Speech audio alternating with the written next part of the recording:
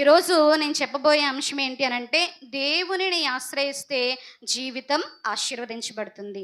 ఏంటండి? దేవునిని ఆశ్రయిస్తే జీవితం ఏమవుతుంది? ఆశీర్వదించబడుతుంది. బైబిల్ గ్రంథంలో చాలామంది భక్తులు, చాలామంది విశ్వాసులు దేవుణ్ణి ఆశ్రయించి జీవితాలను ఆశీర్వాదకరంగా మార్చుకున్నారు. ఈనాడు నా జీవితం కూడా ఆశీర్వాదకరంగా మారాలి అని అన్నా, లేదా ఆశీర్వాదానికి వారసులం అవ్వడానికి మనం పిలువబడ్డాం కాబట్టి, ఉన్నతమైన స్థానంలో దేవుడు మన జీవితాలను ఉంచాలి అనంటే, మొట్టమొదటిగా మనం ఏం చేయాలి? ఎవరిని ఆశ్రయించాలండి? దేవుణ్ణి ఆశ్రయించాలి. అలా దేవుణ్ణి ఆశ్రయించి వారి జీవితాలను ఆశీర్వాదకరంగా మార్చుకున్న ముగ్గురు గురించి జ్ఞాపకం చేసి నా మాటలు ముగింపులోనికి తీసుకురావాలని ఆశపడుతున్నాను. మొదటిగా చూస్తే మార్కు సువార్త 5వ అధ్యాయము 25 నుండి 34 వచనాలు మనం గమనిస్తే కనుక అక్కడ ఒక స్త్రీ గురించి వ్రాయబడుతూ ఉంటుంది ప్రియులారా. మార్కు సువార్త 5వ అధ్యాయము 25 నుండి 34 వచనాలు మనం గమనించినట్లయితే అక్కడ ఒక స్త్రీ గురించి వ్రాయబడుతుంది. ఆమె మనందరికీ కూడా సుపరిచితురాలే. ఎవరా స్త్రీ అనంటే రక్తస్రావం కలిగిన స్త్రీ. ఈ మార్కు సువార్త 5వ అధ్యాయము 25వ వచనాన్ని మనం గమనిస్తే కనుక అక్కడ 12 ఏండ్ల నుండి రోగము కలిగిన ఒక స్త్రీ ఉండేనంట. ఆమె అనేక వైద్యుల చేత ఎన్నో తిప్పలు పడిందంట. చాలా విచిత్రంగా ఉంది కదా. అసలు మనకు ఆరోగ్యం బాగోకపోతే ఎంతమంది డాక్టర్ దగ్గరికి వెళ్తాం మనం? ఒకరు కానీ, ఇద్దరు కానీ, ముగ్గురు కానీ, నలుగురు కానీ వెళ్తాం. కానీ వైద్యుల చేత ఇక్కడ మనం గమనిస్తే ఒక రోగము కలిగిన స్త్రీ ఉంది. ఆమె వైద్యుల చేత ఎన్నో తిప్పలు పడని రాయబడలేదు, కానీ అనేకమైన అంటే ఎంతమంది వైద్యుల దగ్గరికి వెళ్ళిందో, కానీ అంతమంది వైద్యులు కూడా తన యొక్క రోగాన్ని ఏం చేయలేకపోయారు? నయం చేయలేకపోయారు, బాగు చేయలేకపోయారు. ఆమె ఎన్నో తిప్పలు పడిందంట, ఎన్నో శ్రమలు పడింది. తనకున్న రోగాన్ని బట్టి, తనకున్న బలహీనతను బట్టి, ఎవరికి చెప్పుకోవాలో అర్థం కాక, తనకున్న సమస్యను బట్టి ప్రతి వైద్యుడి దగ్గరికి కూడా వెళ్ళి తిప్పలు పడుతూ ఆ విధంగా జీవితాన్ని కొనసాగిస్తూ ఉండేది. అంతే మాత్రమే కదా, అక్కడ వ్రాయబడి ఉంది, తనకున్న ధనం అంతా కూడా ఏం చేసుకుంది?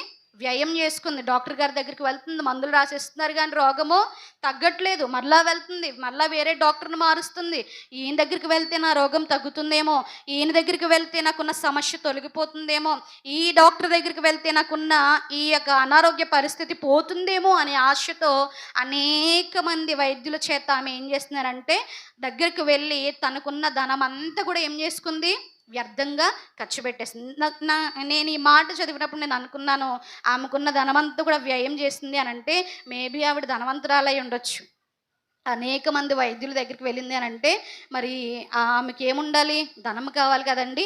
అంటే తను కలిగి ఉన్న సమస్తాన్ని కూడా ఆమె ఏం చేసుకుంది? వ్యయం చేసుకుంది, వ్యర్థం చేసుకుంది. ఎప్పుడో తెలుసా? మనుష్యులను ఆశ్రయించినప్పుడు. ఎప్పుడండి? మనుష్యులను ఆశ్రయించడం వల్ల తనకున్నదంతా కూడా తను ఏం చేసుకుంది? వ్యర్థం చేసుకుంది.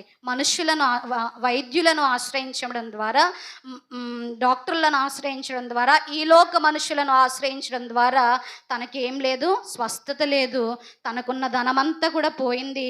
ఎన్నో తిప్పలు పడి సంకటపడుతుందంట, చింతపడుతుందంట. ఎటువంటి ప్రయోజనం కూడా లేనిదానిగా ఆ స్త్రీ మిగిలిపోయిందంట. అక్కడ మనం చూస్తే 26వ వచనాన్ని చూస్తే, తనకు కలిగినదంతయు వ్యయము చేసుకుని ఎంత మాత్రమును ప్రయోజనము లేక మరింత సంకటపడెను. ఎంత ధనమైతే ఉందో, ఎంత ఆస్తి అయితే ఉందో, దానంతటిని కూడా వైద్యుల దగ్గర ఖర్చు పెట్టి ఎటువంటి ప్రయోజనము కూడా లేకుండా ఆమె ఏం చేస్తుందంట? మరింత సంకటపడుతుంది, మరింతగా చింతపడుతుంది. ఏంటి, నేను ఎంతమంది వైద్యుల దగ్గరికి వెళ్తున్నాను, ఇదిగో నాకున్న సమస్యను బట్టి, నాకున్న రోగాన్ని బట్టి, నాకున్న ఇబ్బందిని బట్టి ఇంతమంది వైద్యుల చుట్టూ నేను తిరిగాను, నేను ధనాన్ని ఖర్చు పెట్టాను, కానీ నా జీవితంలో ఎలాంటి ఉపయోగం కూడా, ప్రయోజనం కూడా లేదని మరింత అక్కడ మనం స్పష్టంగా చూస్తే మరింత సంకటపడను అని కాదు, కానీ మరింతగా అంటే ఎక్కువగా ఉన్నదానికంటే, ఉన్న బాధ కంటే ఇంకా ఎక్కువగా నా రోగానికి నివారణ ఏంటి, లేదా నాకున్న ఇబ్బందికి స్వస్థత ఏంటి అని ఈమె తనలో తాను ఏం చేసుకుంటుంది? మరింతగా చింతపడుతూ ఉందంట. కానీ ఒకానొక దినాన ఆమె ఎవరి కోసం విన్నదండి? యేసు కోసం వినింది. యేసు కోసం విని యేసయ్యను ఎప్పుడైతే ఆశ్రయించాలి అని కోరుకుందో, యేసయ్య వస్త్రపు చెంగు ముడితే ఎప్పుడైతే నాకున్నదంతా కూడా తొలగిపోతుందని దేవుని యందు విశ్వాసం ఉంచిందో, వెంటనే ఆయన ఉన్న దగ్గరికి వెళ్ళింది. ఆయన వస్త్రపు చెంగును ముట్టి స్వస్థతను పొందుకుంది. ప్రియులారా, హల్లెలూయా, హల్లెలూయా. మనుషులను ఆశ్రయించినంత కాలము తనకి ప్రయోజనం ఉందండి? ప్రయోజనం ఉందా? ప్రయోజనం లేదు. మరింతగా చింతపడ్డదంట. కానీ ఎప్పుడైతే దేవుణ్ణి ఆశ్రయించడం ప్రారంభించబడిందో, ఎప్పుడైతే దేవుణ్ణి ఆధారంగా చేసుకోవాలని ఆశపడిందో, ఎప్పుడైతే దేవుని శరణు వేడుకోవాలని అనుకుందో తన మనసులో, ఎప్పుడైతే ఆయన వస్త్రపు చింగు ముడితే చాలు నాకున్న రోగం నయమవుతుంది, నా యొక్క జీవితంలో దేవుడు ఆశీర్వాదాన్ని ఇస్తాడు అని ఎప్పుడైతే తను ఆలోచన కలిగి ఉందో, ఆలోచన ప్రకారంగా వెళ్ళి ఆయన వస్త్రపు చెంగును ముట్టి స్వస్థతను పొందుకుంది. ప్రియులారా, హల్లెలూయా, హల్లెలూయా. మనుష్యులను ఆశ్రయిస్తే జీవితం బాగుపడిందండి? జీవితం బాగుపడలేదు. వైద్యులను ఆశ్రయించినప్పుడు తన ఆరోగ్యం మెరుగైందా? ఎటువంటి ప్రయోజనం కూడా లేదంట. కానీ ఈ రాత్రికాల సమయంలో దేవుడు నీతో నాతో మనందరితో కూడా మాట్లాడుతున్న మాట ఏంటి అని అంటే, నీ జీవితంలో తీరని రోగమైన, అనారోగ్య సమస్య అయినా నువ్వెంతోమంది వైద్యుల దగ్గరికి వెళ్ళి తిప్పలు పడుతూ, లేదా నీ బిడ్డల కొరకు కానీ, నీ భర్త కొరకు కానీ, నీ ఆరోగ్యము కొరకు కానీ నీవు బాధపడుతూ ఉంటే, దేవుడు నీతో నాతో మాట్లాడుతున్న మాట ఏంటి అని అంటే, ఆయనను ఆశ్రయిద్దాం, యేసయ్యను ఆశ్రయిద్దాం. ఆయన దగ్గరకు వచ్చి విశ్వాసంతో దేవునికి ప్రార్థన చేస్తే స్వస్థత కార్యాలు దేవుడు మన జీవితంలో జరిగిస్తాడు. నేను చెప్పాను కదండి, దేవుణ్ణి ఆశ్రయిస్తే వారి జీవితం ఎలా మార్చబడుతుంది? ఆశీర్వాదకరంగా మార్చబడుతుంది. అప్పటి వరకు ఈమెకు అనారోగ్య సమస్య. ఎప్పుడైతే ఆయన వస్త్రపు చింగును ముట్టిందో వెంటనే ఆమె రక్తధార కట్టబడిందంట. వెంటనే స్వస్థత పొందుకుంది. ఎంత అద్భుతమైన విషయం! కొన్ని గంటల తర్వాత కాదు, కొన్ని నిమిషాల తర్వాత కాదు, కొన్ని రోజుల తర్వాత కూడా కాదు, వెంటనే స్వస్థతను పొందుకుంది. అంటే ఎంతగా దేవుణ్ణి ఆశ్రయించిందో, ఎంతగా దేవుని నమ్మిందో, ఎంతగా ఆయన శరణు వేడుకుంటూ ఆయన దగ్గరికి వెళ్ళే ముందు, ప్రభువా ఇదిగో నీ కోసం విన్నాను, నువ్వు చేసే అద్భుతాలు నేను చూస్తున్నాను, ఇదిగో నువ్వు అలాంటి దేవుడు వంట, ఇటువంటి దేవుడు వంట, నువ్వు గొప్ప దేవుడు వంట అని తనలో తాను స్మరించుకొనుచు, తనను తాను దేవునికి ఆశ్రయంగా మార్చుకొనుచు దేవుని దగ్గరికి వెళ్ళి ఆయన వస్త్రపు చెంగును ముట్టి స్వస్థతను ఆమె వెంటనే పొందుకుంది. మన జీవితాలలో కూడా దేవుడు స్వస్థత కార్యాలు జరిగించాలి అని అంటే, అద్భుతాలు జరిగించాలి అని అంటే మనం కూడా ఎవరిని ఆశ్రయించాలి? దేవుణ్ణి ఆశ్రయించాలి. వైద్యులను కాదు, మనుషులను కాదు, కానీ ఎవరిని ఆశ్రయించేవారిగా ఉండాలి అని అంటే దేవుణ్ణి ఆశ్రయించేవారిగా మనము ఉండాలి. యేసయ్య అడుగుతారు, ఇదిగో ప్రభావం నాలో నుండి వెళ్ళింది, ఇక్కడ ఉన్న వారిలో ఎవరో నన్ను ముట్టుకున్నారు, వారికి స్వస్థత కార్యం జరిగింది.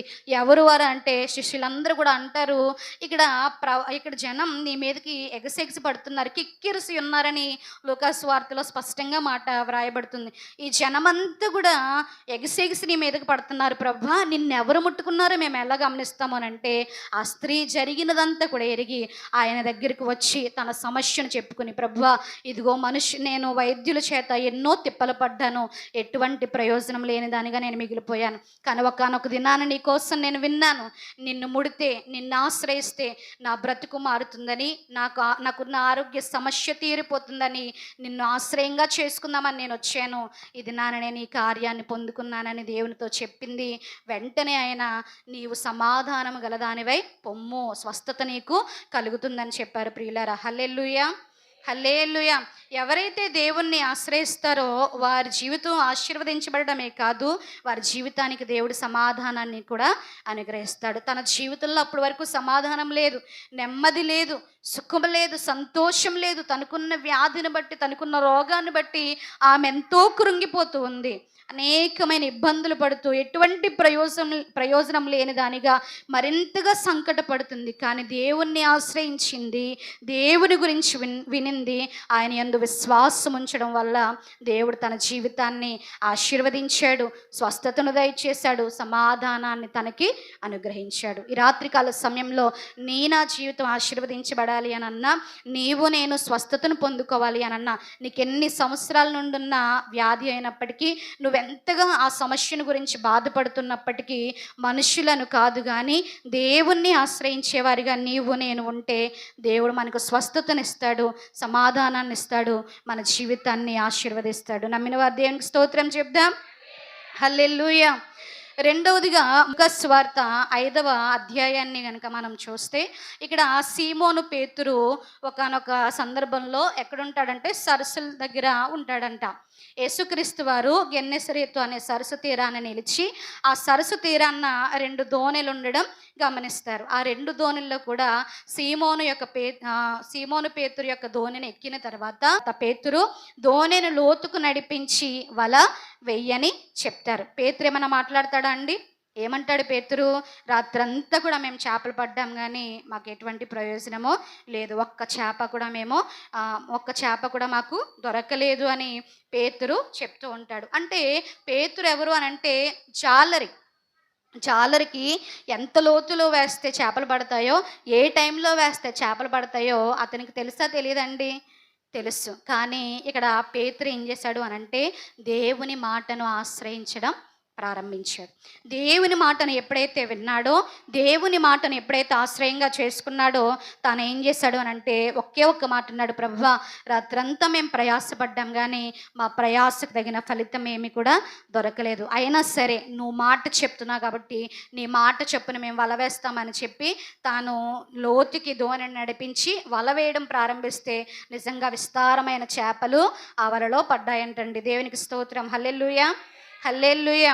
ఇక్కడ నేనేం చెప్పాలని ఆశపడుతున్నాను అంటే ఈ ఈ సంఘటన అంతా అయిపోయిన తర్వాత పేతుర్ని దేవుడు పిలిచి, పేతురు నువ్వు ఇంక ఈ వ్యాపారాన్ని మానే, ఎందుకు అనంటే నేను నిన్ను మనుషులను పట్టే జాలరుగా నేను చేస్తాను అని అన్నప్పుడు పేతురు దేవునితో అంటాడు, అయ్యా నేను పాపాత్ముడిని అని ప్రార్థన చేసుకుని దేవుణ్ణి ఆశ్రయించడం ప్రారంభిస్తాడు, దేవుని యొక్క మాటను వినడం ప్రారంభిస్తాడు, దేవుని వెంట ఉంటూ ఆయన శిష్యుడిగా ఉండడం ప్రారంభిస్తాడు. దేవుణ్ణి ఆశ్రయించడం ఎప్పుడైతే ప్రారంభించాడో తన జీవితాన్ని దేవుడు ఆశీర్వాదకరంగా మార్చాడు. ఎలా మార్చాడో చెప్పమంటారా? ఇప్పుడు మన ఇంటికి చేపలు పట్టే వాళ్ళు వస్తే, అది చేపలు అమ్మే వాళ్ళు వస్తే మనం వారికి దగ్గరగా నుంచుంటామా, దూరంగా నుంచుంటామండి? చెప్పండి. మనం వారికి ఎలా నుంచుంటాం? ఒక 2 అడుగుల దూరంలోనే నుంచుంటాం. ఎందుకు నుంచుంటాం? చేపలు మన మీదకి వస్తాయనా? మరి ఎందుకు నుంచుంటాం? ఏంటండి? స్మెల్ వస్తుందని, వాసన.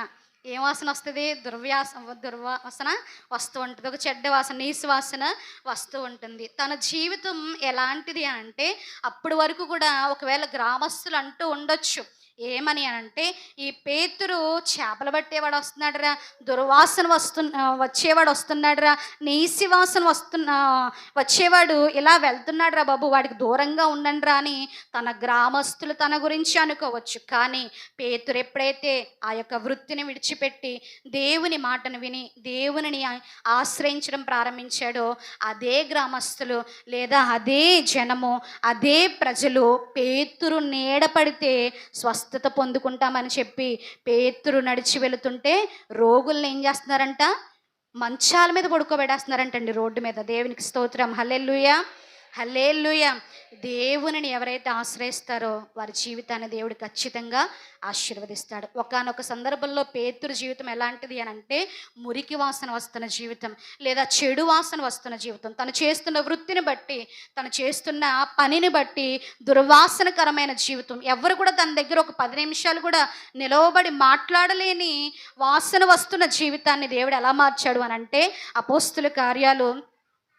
అపోస్తుల కార్యాలు 5వ అధ్యాయము 15-16 వచనాలు కనుక మనం గమనిస్తే యేసుక్రీస్తు వారు మరణించిన తర్వాత ఆయన శిష్యులైన వారందరూ కూడా సంఘాలను కడుతూ అనేకమైన బోధలు బోధిస్తూ ఉండేవారు. అయితే పేతురు, యోహాను కూడా దేవుని యొక్క రాజ్య సువార్తను విస్తరిస్తూ ఉండేవారు. అపోస్తుల కార్యాలు 5వ అధ్యాయము 15-16 వచనాలు చూస్తే పేతురు, దైవజనుడైన పేతురు నీడ పడితే మా రోగం తీరిపోతుంది, పేతురు యొక్క స్పర్శ తగిలితే మాకున్న సమస్యలు పోతాయి లేదా మాకున్న ఇబ్బందులు పోతాయి అని ప్రతి వారిని కూడా అక్కడ ఏం చేస్తున్నారంట? తీసుకొచ్చి రోడ్డు మీద పడుకోబెడుతున్నారంట అండి. దేవునికి స్తోత్రం. హల్లెలూయా, హల్లెలూయా. ఆ మాటను మనం చదివితే గనక అపోస్తుల కార్యాలు 5వ అధ్యాయము 15, 16 వచనాలు. అందుచేత పేతురు వచ్చుచుండగా జనులు రోగులను వీధులలోనికి తెచ్చి వారిలో ఎవని మీదనైనను అతని నీడైనను పడవలనని మంచముల మీదను పరుపుల మీదను వారిని ఉంచిరి. ఎవరి నీడ పడాలని? పేతురు నీడ పడాలని. ఒకప్పుడు మనుషులు ఎలా ఉన్నారు? 5 అడుగుల దూరంలో ఉండి మాట్లాడేవారు పేతురుతో. ఎందుకు అనంటే తను చేస్తున్న పని వలన, తను చేస్తున్న వృత్తి వలన దుర్వాసన వచ్చి తను ఏం చేసేవాడు వారు ఏం చేసేవారు అనంటే పేతురికి దూరంగా ఉండి మాట్లాడేవారు. కానీ దేవుని ఆశ్రయించడం ఎప్పుడైతే ప్రారంభించాడో, దేవుడు విడిచిపెట్టమన్న దానిని విడిచిపెట్టి ఆయన వాక్కును వింటూ ఆయన రాజ్య సువార్తను ప్రకటించడం ఎప్పుడైతే ప్రారంభించాడో దేవుడు తన జీవితాన్ని ఎలా మార్చాడు అని అంటే 5 అడుగుల దూరంలో ఉండి మాట్లాడే ప్రజలంట పేతురు నీడ పడితే మేము ఆశీర్వదించబడతాం, స్వస్థత పొందుకుంటామని చెప్పి నడి వీధులలోనికి రోగులను తెచ్చి ఏం చేస్తున్నారు? పరుపుల మీద పరుండు పెడుతున్నారంట. ఎంత ఆశ్చర్యకరమైన విషయం అండి. దేవునికి స్తోత్రం. హల్లెలూయా, హల్లెలూయా. ఈ రాత్రికాల సమయంలో దేవుడు నీతో నాతో కూడా మాట్లాడుతున్న మాట ఏంటి అని అంటే, నీవు నేను దేవుని ఆశ్రయిస్తే దేవుడు మన జీవితాలను, పేతురు జీవితాన్ని మార్చిన దేవుడు మన జీవితాన్ని కూడా ఆయన మార్చడానికి సంసిద్ధుడు. ఎప్పుడు దేవుడు మన జీవితాన్ని మారుస్తాడు అని అంటే ఆయనను ఆశ్రయించేవారిగా మనము ఉండాలి. ఒకవేళ పేతురు, యేసుక్రీస్తు వారు పేతురు దోణి ఎక్కి నడి సముద్రంలోనికి నడిపించి వలవేయన్నప్పుడు చాలే అయ్యా, నాకు తెలీదా, నేను జాలర్ని, నాకు చేపలు పట్టడం వచ్చు, ఏ సమయానికి చేపలు పడతాయో, ఎంత లోతుకి నేను నడిపించాలో అనే సమాధానాన్ని పేతురు కనుక యేసయ్యకి ఇస్తే తన జీవితం ఎలా ఉండేదండి? దుర్వాసన వస్తున్నట్టుగా ఉండేది. తన వృత్తిని బట్టి చెడు వాసన వస్తున్నట్టుగానే ఉండేది. కానీ ఎప్పుడైతే దేవుని ఆశ్రయించాడో, ఎప్పుడైతే దేవుని మాటకు లోబడి విధేయుడై దేవునిను ఆధారంగా చేసుకోవడం, ఆయన శరణు వేడుకోవడం, ఆయనకు ప్రార్థన చేయడం, ఆయన వాక్కును వినడం ద్వారా తన జీవితాన్ని మార్చుకున్నాడో, తన జీవితాన్ని దేవుడు ఉన్నతమైన స్థితిలో ఉంచాడు. ఒకప్పుడు మాట్లాడడానికి కూడా ఇష్టం లేని ప్రజలు ఇప్పుడు ఏమవుతున్నారనంట? ఆయన నీడ పడితే మేము, ఈ దైవజనుడి నీడ పడితే మేము ఆశీర్వదించబడతాం, స్వస్థతను పొందుకుంటాం అని రోగులందరినీ కూడా ఏం చేస్తున్నారు? వీధులలోనికి తెస్తున్నారంట. దేవునికి స్తోత్రం. హల్లెలూయా, హల్లెలూయా. దేవుణ్ణి ఆశ్రయించే వారి జీవితాన్ని దేవుడు ఉన్నతమైన స్థానంలో ఉంచుతారు. దానికి నేను 2 వ్యక్తులను మీకు జ్ఞాపకం చేశాను. మొదటిగా 12 సంవత్సరాల నుండి రక్తస్రావంతో బాధపడుతుంది. 1 సంవత్సరం కాదు, 2 సంవత్సరాలు కాదు, 3 సంవత్సరాలు కాదు. మనం ఏదైనా కార్యం జరగాలని మనం అనుకున్నప్పుడు మనకేమైపోవాలి? వెంటనే జవాబు వస్తూ ఉండాలి. ఒకవేళ మేము కూడా అలా అనుకుంటే గనక, నా చిన్న కుమారుడు శామ్ జార్జ్ బాక్స్లో ఉన్నప్పుడు 1 రోజు కాదు, 2 రోజులు కాదు, 7 రోజులు నాకు కుట్లు విప్పేసిన తర్వాత నేను హాస్పిటల్కి వెళ్ళిన తర్వాత 8వ రోజు నుండి స్టార్ట్ చేశాను డాక్టర్ గారిని ప్రశ్నలు అడగడం. ఎందుకు ఇలా జరిగిందని. ఆయన రాయకుండానే నేను హార్ట్కి, మా బావగారు మేమందరం కూడా హార్ట్కి సంబంధించిన టెస్ట్ రాయించేసి రాజమండ్రి బొలినేని హాస్పిటల్కి తీసుకువెళ్ళి ఆ టెస్ట్ కూడా చేయించేసాం. అన్నీ నార్మల్ వచ్చాయి. కానీ ఎందుకు ఊపిరి తీసుకోవట్లేదో బిడ్డ తెలియదు. ఒకవేళ మేము తొందరపడి దేవా ఇంకా కార్యం చేయట్లేదని విసిగిపోతూ ఉంటే మా విశ్వాసాన్ని బట్టి దేవుడు మాకు కార్యం చేస్తాడండి? కార్యాన్ని చేయడు. దేవుడు మనల్ని పరీక్షిస్తున్నాడు అనంటే, లేదా కార్యం జరగడానికి ఆలస్యం అవుతుందనంటే ఒక అద్భుతాన్ని ఆయన దాచి ఉంచే దేవుడై ఉన్నాడు. హల్లెలూయా, హల్లెలూయా. 21వ రోజు ఆక్సిజన్ తీసేసిన తర్వాత బిడ్డ తను ఊపిరి తీసుకుంటున్నాడు. అంతవరకు ఒక అరగంటైనా డాక్టర్ గారు నా కుమారుడి దగ్గర అలా ఉండిపోయేవారు. ఆయనకి తెలిసేది కాదు. ఆయన ఒక మాటే అన్నారు, నువ్వెవరికి ప్రార్థన చేస్తావు, నువ్వెవరిని పూజిస్తావు అంటే, నేను యేసయ్యని నమ్ముకో, ఆయనకే ప్రార్థన చేసుకో, నేను చేసేది ఇంకా ఏమీ లేదు. ప్రతి రిపోర్ట్ కూడా నార్మల్ వస్తుంది, ప్రతి టెస్ట్ కూడా నార్మల్ వస్తుంది. బిడ్డ తను ఊపిరి ఎందుకు తీసుకోవట్లేదో తెలియదని. దేవుడు ఒక సమస్యను పెట్టినప్పుడు దాన్ని తప్పించుకునే మార్గాన్ని కూడా దేవుడు మనకు అనుగ్రహిస్తాడు. ఆ తప్పించుకునే మార్గం మనం వెదకాలి అని అంటే ఏం చేయాలంటే దేవుని ఆశ్రయించే వారిగా ఉండాలి. దేవుణ్ణి ఎప్పుడైతే మనం ఆశ్రయిస్తామో దేవుడు ఖచ్చితంగా మన జీవితాలను ఆశీర్వాదకరంగా దేవుడు మారుస్తాడు. ప్రియులారా, ఈ యొక్క స్త్రీ కూడా 12 సంవత్సరాల నుండి బాధపడుతుంది. అనేకమైన మనుషులను ఆశ్రయించింది. వైద్యుల చుట్టూ తిరిగింది. ఎటువంటి ప్రయోజనం లేని దానిగా మిగిలిపోయింది. కానీ ఎప్పుడైతే దేవుణ్ణి ఆశ్రయించిందో, ఎప్పుడైతే ఆయనను వేడుకోవడం ప్రారంభించిందో, ఎప్పుడైతే తన యొక్క విశ్వాసాన్ని బట్టి కార్యం జరగాలని ఎదురు చూచిందో, తన జీవితాన్ని దేవుడు ఆశీర్వాదకరమైన స్థితిలోనికి దేవుడు మార్చాడు. నా జీవితంలో కూడా కార్యం జరగాలి అని అంటే మనం ఎవరిని ఆశ్రయించాలండి? ఎవరిని ఆశ్రయించాలి? దేవునిని ఆశ్రయించాలి. రెండవదిగా పేతురు జీవితాన్ని మీకు జ్ఞాపకం చేశాను.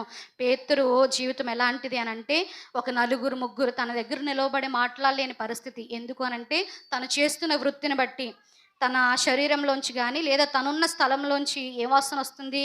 దుర్వాసన వస్తుంది. కానీ ఎప్పుడైతే దేవుని మాట విని ఆయనను ఆశ్రయించడం ప్రారంభించాడో, ఆయన వాక్కులను గైకోవడం ప్రారంభించాడో, ఆయన శిష్యుడిగా ఎప్పుడైతే మారాడో, తన జీవితం ఎలా మారింది అని అంటే, ఒక ఇద్దరు ముగ్గురు తనతో మాట్లాడలేని పరిస్థితి అయినప్పటికీ కూడా ఒకానొక సందర్భంలో ఆ పేతురు నీడపడితే మా జీవితాలు ఆశీర్వదించబడతాయి, ఆ పేతురు నీడపడితే మా యొక్క రోగం తొలగిపోతుంది, ఇదిగో దెయ్యాలు విడిచిపెట్టిపోతాయి అని జనులందరూ కూడా ఏం చేస్తున్నారంటే, పేతురు నడిచొస్తున్నప్పుడు రోగులను తెచ్చి ఏం చేస్తున్నారు?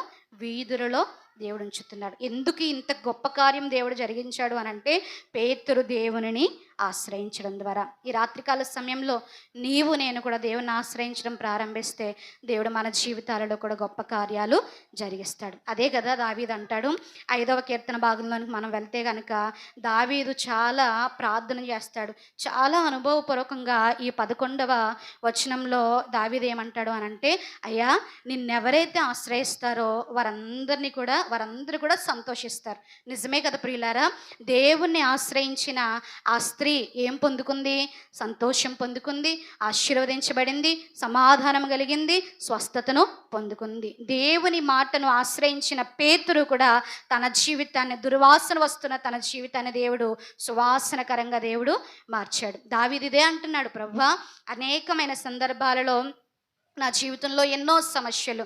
2వ సమూయేలు గ్రంథము 22వ అధ్యాయాన్ని మనం జ్ఞాపకం చేసుకుంటే కనుక, దావీదు చివరి దినాలలో రాసిన ఆ కీర్తన, స్తోత్ర కీర్తన అని వ్రాయబడుతుంటుంది. 2వ సమూయేలు గ్రంథము 22వ అధ్యాయం అంతా కూడా దేవుని స్తుతిస్తూ, అక్కడ మొదటి వచనంలో ఏమని ఉంటుంది అని అంటే, దావీదు సౌలు చేతిలో నుండి, అతని శత్రువులందరి చేతిలో నుండి తప్పించబడినప్పుడు ఈ స్తోత్ర కీర్తనను దేవుని స్తుతిస్తూ వ్రాస్తున్నాడంట. అందులో దావీదు 3వ వచనంలో అంటాడు, ప్రభువా అనేక మార్లు నేను నిన్ను ఆశ్రయించాను. నిన్ను ఎప్పుడైతే నేను ఆశ్రయించానో నా హృదయానికి, నన్ను రక్షించిన వాడు నీవే, నన్ను కాపాడిన వాడు నీవే, నా హృదయానికి సంతోషం ఇచ్చిన వాడు కూడా నీవే అని దేవునికి స్తోత్రాలు చెల్లిస్తూ ఆ యొక్క 22వ అధ్యాయాన్ని, 2వ సమూయేలు గ్రంథము 22వ అధ్యాయం అంతా కూడా దేవుని స్తుతిస్తూ, తన జీవితంలో దేవుడు తప్పించిన ప్రతిదానిని కూడా జ్ఞాపకం చేసుకుంటూ దావీదు దేవుణ్ణి మహిమపరుస్తాడు. ఈ కీర్తన 5వ కీర్తన మనం అందరూ కూడా ధ్యానించుకున్నాం. ఇది ఎటువంటి కీర్తన అంటే,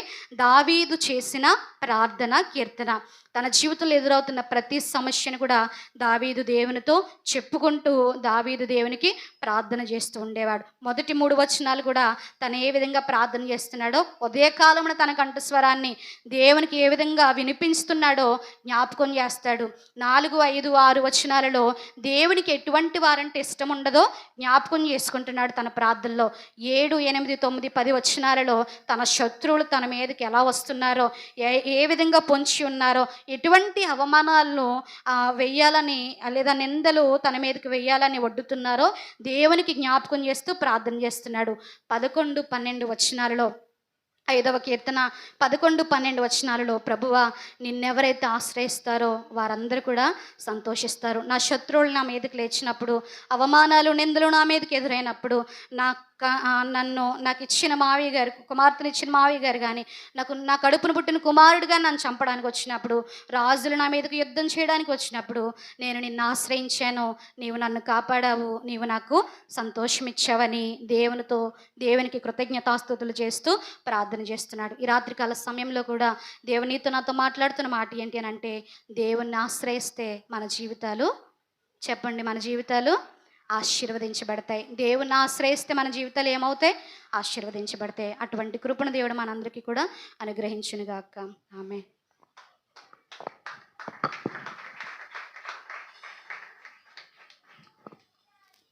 దేవునికి స్తోత్రం. హల్లెలూయా. చక్కని వాక్యము మనం అందరూ కూడా విన్నాం.